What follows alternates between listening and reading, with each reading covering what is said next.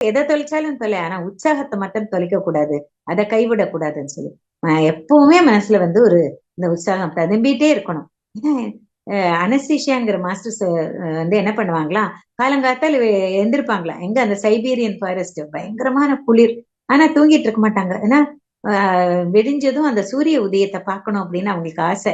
தினமும் பார்ப்பாங்க, தினமும் அதுல வந்து துள்ளி ஆடுவாங்களாம், அப்படி கொண்டாடுவாங்களாம். ஏன்னா இன்னைக்கு நான் உயிரோட இருக்கேன் இந்த சூரிய உதயத்தை பாக்குறதுக்கு, அவ்வளவு அற்புதமா இருக்கே இது அப்படின்னு சொல்லிட்டு அகமழிகள் வாங்கலாம், ஆனந்தத்துல ஆனந்த களியாட்டம் ஆடுவாங்களாம். சோ அத மாதிரி எப்பவுமே தினமும் உற்சாகம், தினமும் அவங்களுக்கு சலிக்கவே சலிக்காது. தினமும் அது மாதிரி, ஏன்னா இன்னைக்கு உயிரோட இருக்கேன், அதனால நான் வந்து அதையெல்லாம் கண்டுகளிக்கிறேன். அந்த நிலையில நாம எல்லாருமே வரணும். ஸோ எல்லாத்தையுமே ஒரு உற்சாகத்தோட, ரொம்ப தீவிரமா அந்த வாழ்க்கையை ரொம்ப சீரியஸா அப்படி எடுத்துக்காம நகைச்சுவை உணர்வோட நம்ம வாழ பழகிட்டோம். எல்லாத்தையும் ரசிக்கிறதுக்கு, அழக ரசிக்கிறதுக்கும் பழகிட்டோம் அப்படின்னு சொன்னாக்கா நிஜமாவே இந்த வாழ்க்கை ரொம்ப அற்புதமா இருக்கும்.